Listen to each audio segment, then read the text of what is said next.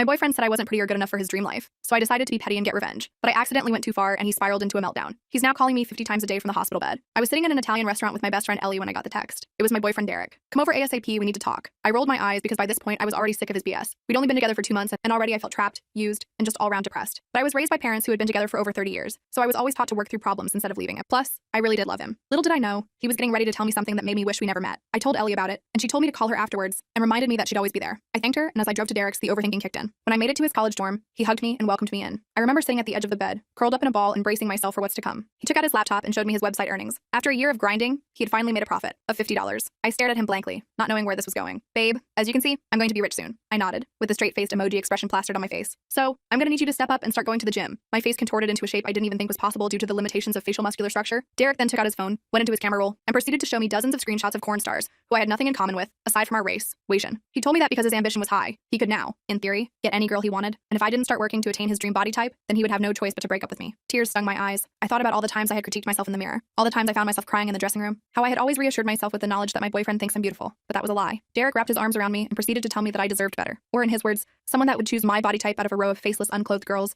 instead of someone else's. I used all the strength I had to push him off me, and he asked if I wanted to spend the night together. That actually made me laugh. I ended up leaving, calling Ellie, and staying with her. When I got there, I told her and her mom everything, and they laughed. They reminded me of how I was worthy of love, how I didn't have to take any of this, and how my self-worth shouldn't be determined by a narcissist. Later that night, after yapping with Ellie until 3 a.m., we decided to show each other our LinkedIns. We decided to stalk Derrick's account for some fun, and that's when we noticed someone. Derrick's boss was connected with Ellie. This made me laugh aloud. I still don't know what came over me and Ellie. Maybe it was the high I felt after crying for so long, or maybe it was the fact we were two 19-year-olds awake past midnight. But we started joking about what would happen if I screwed Derrick's boss. Ellie laughed and said he'd probably pick me over Derrick to work there any day. For context, Derrick was a real estate agent's assistant, and his boss was fine. Like, imagining us getting married and having pretty babies fine. And Ellie knew of him because she and Derrick lived in the same area, and she knew that his boss was known for sleeping around with girls our age. So I sent Derrick's boss a connection request. The next morning, I got post-nighttime clarity and freaked out, but Ellie convinced me to keep him as a connection. So I did. And sometime over the next few days, he reached out to me asking if I was looking for a job. His text made me blush, especially when I saw that he was just 23. So after waiting a few days to avoid coming off as too strong, I told him I wasn't and asked if he wanted to grab drinks. Ellie was beside me when I sent that text, and we both giggled. I manually turned my phone off out of fear for what he would say. A few hours later, I saw that he had said yes. My heart rushed. I couldn't believe it was actually happening. The whole thing had made me completely forget about Derrick. This wasn't even for him anymore. It was for me. When we met up, his cologne intoxicated my 19-year-old hormones, and I wanted him. Bad. So when he invited me back to his place, I accepted. But right after making love, I was hit with this emptiness. It genuinely felt like every sad thing that's ever happened to me was all hitting me at once. So I cried. And Derrick's boss, Max, the gentleman that he is, held me. The words poured out of me about how I was Derrick's ex. Everything he had done to me. Everything he had said about him. Max. And Max just sat there in silence. For some reason, none of it seemed to surprise him. He reassured me that I was beautiful and ended up spooning me until I fell asleep. But when I woke up, he wasn't there. And I had 37 missed calls from Derrick. I read through Derrick's texts and my hands started shaking. He knew about Max. But how? Did Max tell him? Did someone see us? The messages started normal enough with, "Where are you?" and "Are you okay?" but quickly escalated to, "I know what you did, and you're going to regret this." I threw on my clothes from last night and called an Uber. No way was I doing the walk of shame across town with Derrick blowing up my phone. As I waited, I called Jessica and filled her in on what happened with Max and the creepy text from Derrick. "Holy shit," she whispered. "Are you sure Max didn't set you up?" I hadn't considered that. Max seemed genuinely surprised when I mentioned I was Derrick's ex. But what if he already knew? My Uber arrived before I could spiral further, and I spent the entire ride home checking my rearview mirror like some paranoid movie character. When I got to my apartment, Derrick was sitting on my doorstep. His eyes were red and puffy, and he jumped up the second he saw me. I nearly turned and ran, but my neighbor Mrs. Johnson was watering her plants and gave me a friendly wave. At least I had a witness if Derrick tried anything crazy. "Where were you?" he demanded, his voice cracking. "I've been calling all night." I brushed past him and unlocked my door. "We broke up, Derrick. I don't owe you explanations anymore." He followed me inside before I could stop him. "You were with Max, weren't you?" My blood went cold. I turned to face him, trying to keep my expression neutral. "How would you even know who Max is?" Derrick's face twisted into something ugly. "Because he's my fucking half-brother, that's why." I literally had to sit down. My legs just gave out and I collapsed onto my couch. "You're what?" "My half-brother. Same dad, different moms." Derrick was pacing now, running his hands through his greasy hair. "And you just had to sleep with him, didn't you? You just had to ruin everything." My mind was reeling. In all our time together, Derrick had never once mentioned having a half-brother, let alone that it was his boss. I thought back to Max's reaction when I told him about Derrick, how unsurprised he seemed. It all made sickening sense now. "Why didn't you ever tell me about him?" I asked, my voice barely a whisper. Derrick laughed, but it wasn't a happy sound. "Why would I? Max is everything I'm not. Rich, successful, good-looking. Dad's golden child who can do no wrong." He kicked my coffee table, sending my magazines flying. "And now he's taking you too." I stood up, anger replacing my shock. "Nobody took me, Derrick. You literally told me I needed to change my body to meet your standards after making $50 online. You broke up with me." "That wasn't a breakup," he shouted. "That was motivation. I was trying to help you." I couldn't believe what I was hearing. The audacity of this man was actually impressive in a twisted way. "Get out," I said, pointing to the door. "Now." Instead of leaving, Derrick pulled out his phone. "You know what? I'm calling my dad. He needs to know what kind of person his precious Max really is. Sleeping with his brother's girlfriend."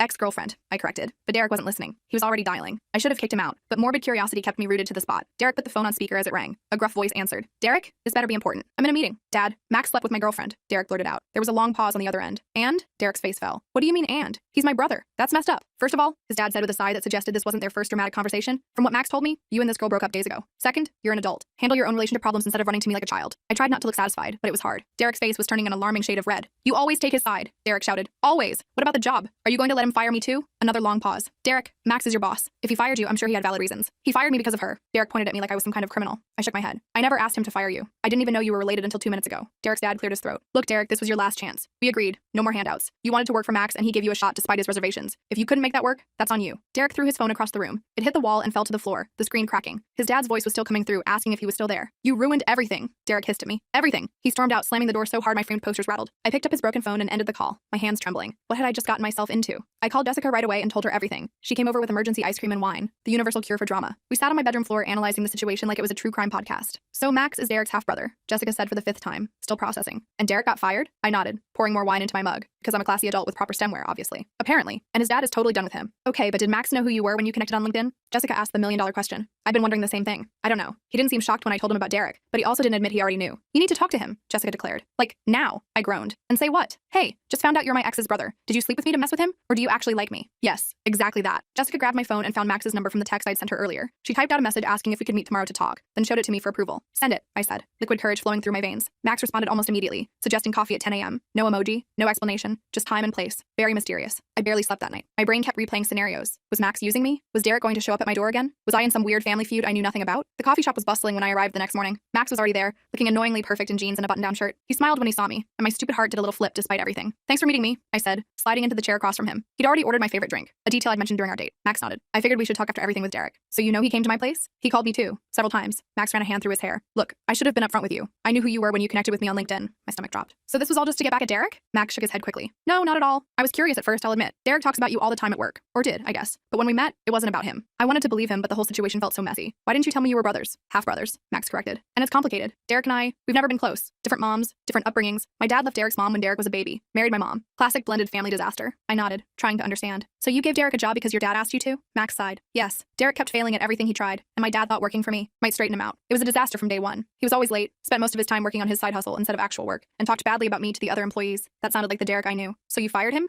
I had to, but it had nothing to do with you, I swear. It happened the day before we even met for drinks. I processed this information, trying to decide if I believed him. Your timing is suspicious. Max leaned forward. I know how it looks, but I really like you. The connection request caught me off guard, but I was intrigued. When we met, it just felt right. Before I could respond, the coffee shop door banged open and Derrick stormed in. His eyes locked on our table and he made a beeline toward us. People turned to stare as he knocked into chairs on his way over. Seriously? Derrick shouted, loud enough for the whole place to hear. You're still seeing him? I felt my face burning as everyone watched our drama unfold. Max stood up calmly, positioning himself between me and Derrick. Derrick, you need to leave, Max said in a low voice. Derrick jabbed a finger into Max's chest. You stole my job, my dad, and now my girlfriend. You've taken everything from me. Ex-girlfriend, I corrected again, standing up too. And nobody stole me. I make my own decisions. Derrick's eyes were wild, darting between us. You don't understand. This is what he does. He takes what's mine because he can. Max's jaw tightened. That's not true and you know it. You lost your job because you didn't do the work. Dad supports me because I don't expect handouts. And she left you because you treated her like crap. A barista approached cautiously. Sir, I'm going to have to ask you to leave. Derrick ignored her, still glaring at Max. You've always been jealous of me. I couldn't help it. I snorted. Derrick whirled on me. What's so funny? The idea that anyone would be jealous of you, I said before I could stop myself. Derrick's face crumpled. For a second, I thought he might cry. Then he straightened up, looking between us one last time. You deserve each other, he spat, then turned and stormed out. Max and I sank back into our chairs as the coffee shop returned to its normal buzz, now with added whispers about the scene they'd just witnessed. I'm sorry about that, Max said. Derrick's always been unstable. I wrapped my hands around my cooling coffee. I should have seen the red flags earlier. The mood swings, the grandiose ideas about getting rich quick, the constant need for validation. Max nodded. He's been like that since we were kids. Always scheming, never following through. So where does this leave us? I asked, gesturing between us. Max reached across the table and took my hand. Wherever you wanted to, but maybe we should take it slow, given everything. I agreed, and we spent the next hour actually getting to know each other properly. No secrets, no revenge plots, just two people talking. By the time we left, I felt cautiously optimistic. Maybe something good could come out of this mess after all. That feeling lasted exactly 3 hours. I was at home working on an essay when my phone exploded with notifications. Jessica had sent me 15 texts in a row,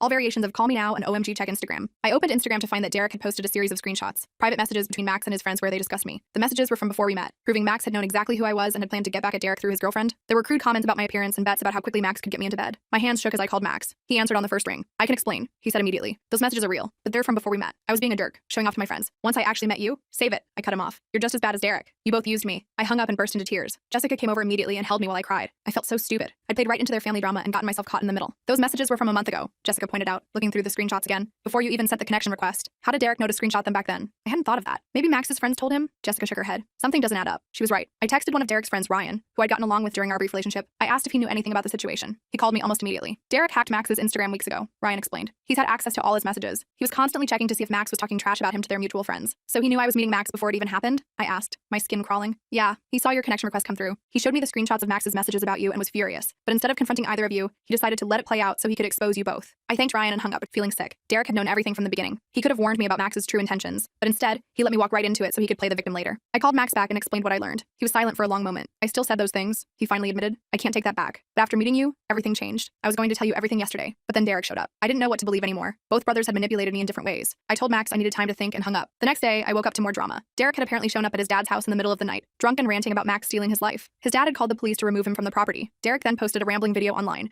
accusing his family of abandoning him and claiming Max had systematically stolen everything he cared about. I watched the video with growing alarm. Derrick looked terrible, unshaven, bags under his eyes, slurring his words. He mentioned my name several times, alternating between calling me the love of his life and accusing me of betraying him. He's scaring me, I told Jessica over FaceTime. He seems completely unhinged. You should stay with me for a few days, she suggested, just until he calms down. I agreed and packed a bag. As I was loading it into my car, Max pulled up in his sleek black BMW. He got out looking worried. I saw Derrick's video, he said. I'm concerned about both of you. I'm staying with Jessica for a while, I explained, keeping my distance. Max nodded. That's smart. Look, I know you don't trust me right now, and I don't blame you, but I want you to have this. He handed me a USB drive. It's all the texts and emails between Derrick and me over the years. You'll see what kind of person he really is, and what kind of person I've been too. No more secrets. I took the drive, not sure what to say. Thanks, I guess. Be careful, okay? Derrick's not stable right now. I promised I would and watched him drive away, the USB drive heavy in my pocket. That night, Jessica and I went through the files in the drive. It was years of communication between the brothers, and it painted a complex picture. Derrick constantly asking Max for money, for connections, for favors, all while bad-mouthing him behind his back. Max sometimes being cruel, sometimes trying to help, often just exasperated. Neither of them came out looking great, but Derrick's manipulation was clear. He'd been using Max's guilt over their complicated family situation for years. Wow, Jessica said as we finished reading.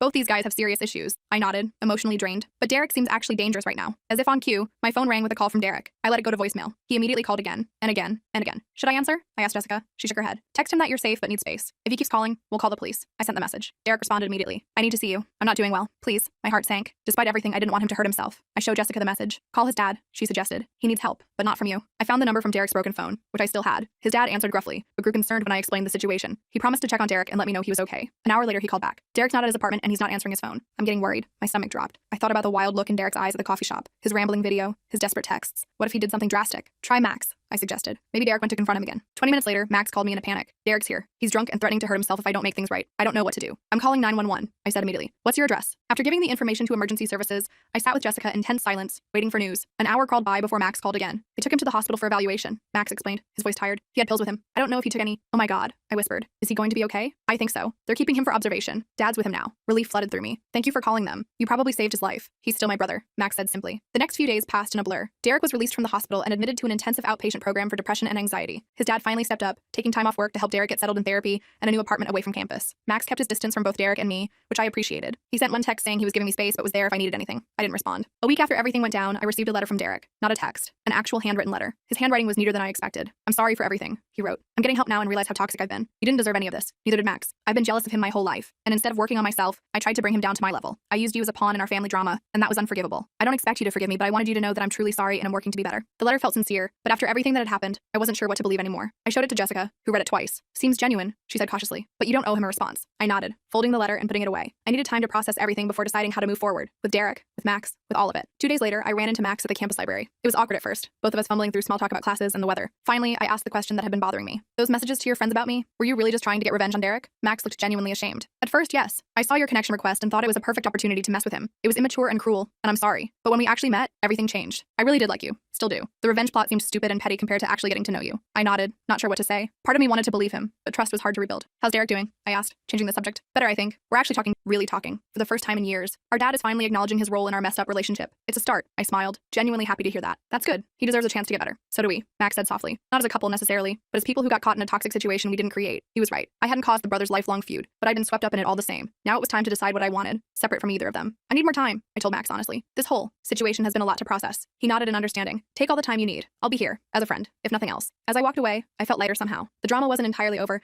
but for the first time in weeks, I felt like I could breathe again. Whatever happened next, I knew one thing for sure. I deserved better than being caught between two brothers and their issues, and I was finally ready to put myself first. I left the library feeling weird, but also kind of relieved after talking to Max. I needed space to figure things out without either brother's drama clouding my judgment. For the next couple weeks, I focused on classes and hanging out with Jessica. She made me promise to delete both their numbers from my phone, which I did without arguing. We even went on a mini road trip that weekend to a beach a few hours away, spending the day building sand castles and eating ice cream like we were kids again. See? Jessica said as we watched the sunset. Life is so much better without boy drama. I laughed and agreed, feeling the knot in my stomach finally starting to unravel. I was starting to feel like myself again, not Derrick's girlfriend or Max's rebound or whatever I was to either of them. But of course, because the universe apparently hates me, my drama-free bubble didn't last long. 3 weeks after my library run-in with Max, I was grabbing coffee before my morning class when I literally crashed into Derrick. Like full-on collision, coffee spilling everywhere, the whole embarrassing scene. "I'm so sorry," I started saying before realizing who it was. Then I just froze. Derrick looked different, healthier. His face had filled out a bit, and he was wearing clean clothes that actually matched. He even had a haircut that didn't look like he'd done it himself with kitchen scissors. "Hey," he said quietly. "It's good to see you." I nodded awkwardly, not sure what to say. The barista handed us some napkins, and we both started cleaning up the mess I'd made. "How are you doing?" I finally asked, figuring basic politeness was safe. "Better," he said. "A lot better, actually. I've been in therapy 3 times a week. Turns out I have some stuff to work through." He gave a small laugh. I smiled despite myself. "That's really good, Derrick." There was an awkward pause, and then Derrick took a deep breath. "I know you probably don't want to hear from me, but I owe you a real apology. In person, not just that letter." He gestured to an empty table, and after a moment's hesitation, I sat down. The old Derrick would have launched into a self-centered monologue about his feelings, but this version sat quietly, gathering his thoughts. "What I did to you was awful," he finally said. "The way I treated you, the things I said about your body, it was disgusting. I was so insecure about myself that I tried to control you instead of working on me." I nodded, surprised by his self-awareness. "And then using you to get back at Max, letting you walk into that situation knowing what he'd said, that was even worse." Derrick looked genuinely ashamed. "I'm not asking for forgiveness. I just wanted you to know that I understand how badly I messed up and I'm really sorry." I believed him. Maybe it was the lack of excuses or the way he wasn't trying to win me back, but something felt different. "Thank you," I said. "That means a lot." I checked my watch. "I have class, but I appreciate you saying all that." Derrick nodded and stood up. "For what it's worth, I'm rooting for you and Max." I felt my cheeks flush. "There is no me and Max." Derrick raised his eyebrows. "Really? Because he talks about you all the time. Like, annoyingly so." I didn't know what to do with that information. "We're figuring things out. Well, he's a good guy, despite everything." Derrick hesitated, then added, "We're trying to be actual brothers now. It's weird, but nice." I smiled. "That's good. I'm happy for you both." We said goodbye, and I headed to class feeling strangely light. Derrick's apology felt like closing a chapter, and I realized I didn't hate him anymore. I just felt nothing, which was actually a relief. Later that day, I told Jessica about the encounter. She was appropriately suspicious. "So he's just magically a better person now?" she asked, raising an eyebrow. I shrugged. "People can change, and he seemed genuinely different." "If you say so," Jessica replied, clearly unconvinced. "What about the Max thing? Are you gonna reach out to him?" I flopped back on her bed.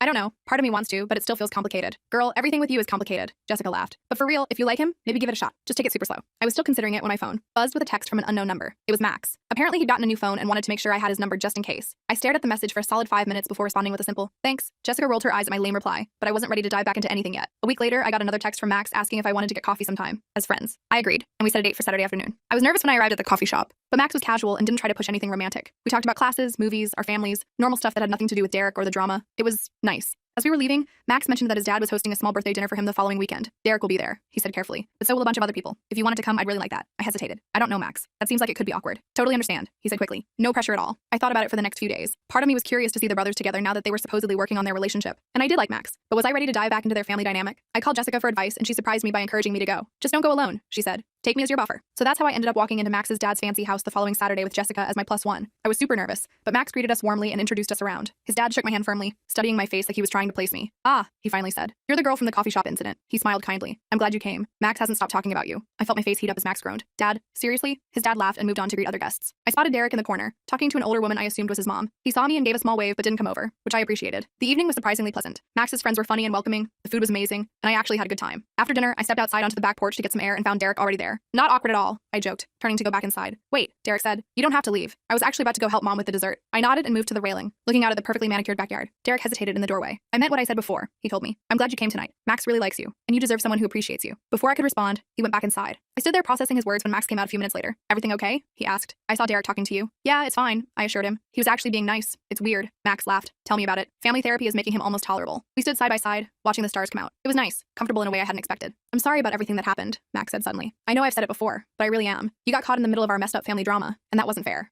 I turned to look at him. "I played my part too. Connecting with you to get back at Derrick wasn't exactly mature. We were all pretty awful," Max agreed with a small smile. "But maybe we can start fresh. No revenge, no family drama, just us." I felt a flutter in my stomach. I'd like that. The party wrapped up around midnight. Jessica had hit it off with one of Max's friends and was getting his number as I grabbed our coats. Max walked us to my car. "Would it be okay if I called you tomorrow?" he asked. I nodded, feeling suddenly shy. "I'd like that." He leaned in slowly, giving me plenty of time to back away, but I met him halfway. The kiss was sweet and brief, but it made my heart race all the same. When we got in the car, Jessica was grinning. So that looked promising. I couldn't help smiling back. Yeah, maybe. The next few weeks were kind of amazing. Max and I started dating properly. Real dates with conversations that had nothing to do with Derrick or family drama. We took things slow, both of us a little gun-shy after everything that had happened. He was different than I'd expected, thoughtful and funny, not at all the arrogant player Derrick had described. Derrick and I settled into a polite acquaintanceship. We weren't friends exactly, but we could be in the same room without it being weird. He started dating someone new, a girl from his therapy group who seemed really nice, and I was genuinely happy for him. One night in late November, about 3 months after the whole mess started, the three of us ended up at the same campus event, a charity fundraiser that Max's company was sponsoring. I was helping at the registration table when Derrick approached with his new girlfriend. "Hey," he said easily. "This is Melissa. Melissa, this is..." He hesitated. "I'm an old friend," I supplied, shaking her hand. I could see the relief on Derrick's face at my diplomatic description. Melissa smiled. "Nice to meet you. Derrick told me about, well, everything. She laughed a little. I appreciate you not making this awkward. I liked her immediately. Life's too short for awkward, right? As they moved on, Max appeared beside me. That was mature of you. I shrugged. I'm growing as a person. He laughed and kissed my cheek. That's one of the things I love about you. The word love hung between us. Neither of us acknowledging it directly, but both aware he'd said it. I found I didn't mind. Later that evening, as Max drove me home, he brought it up. I know it's probably too soon, but I think I'm falling in love with you. And not because of any Derrick-related drama or family stuff. Just you. I smiled, feeling warm despite the December chill. I think I might be falling for you too. He grinned like I'd given him the best gift ever. When we got to my apartment, Jessica was having a study group, so we sat in his car talking. He took my hand, his expression turning serious. I need you to know something. I'm transferring Derrick's position to our Seattle office next month. It was his idea, a fresh start away from Dad's oversight. I nodded, surprised but glad Derrick was making positive changes. I wanted to tell you myself before he did, Max continued, but I also wanted to make sure you knew it has nothing to do with us. I'm not trying to get rid of him or anything. I believe you, I said, and realized I truly did. The weird triangle between us had finally balanced into something healthier. The next day, Derrick texted to tell me about Seattle himself. He seemed excited about the opportunity. At the end of the message, he added, "Thanks for everything. For what it's worth, I think you two are good together." I showed the text to Jessica, who'd become my relationship counsel through this whole saga. Well, look at that, she said. A healthy resolution to your soap opera love triangle. Who would have thought? I laughed and leaned back against my bed. Definitely not me. Looking back on everything now, it's hard to believe it all started with a stupid $50 website and Derrick's ridiculous requirements. If he hadn't been such a jerk, I never would have connected with Max. And if Max hadn't been trying to get back at his brother, we might never have met. It's been 6 months now. Derrick's doing well in Seattle. Max and I are taking things one day at a time, and I've learned more about relationships than I ever wanted to know. Sometimes the messiest beginnings lead to the best endings. Or at least that's what I tell myself when people ask how Max and I met. Because I accidentally slept with my boyfriend's half-brother boss for revenge is still not a great conversation starter, even if it all worked out in the end.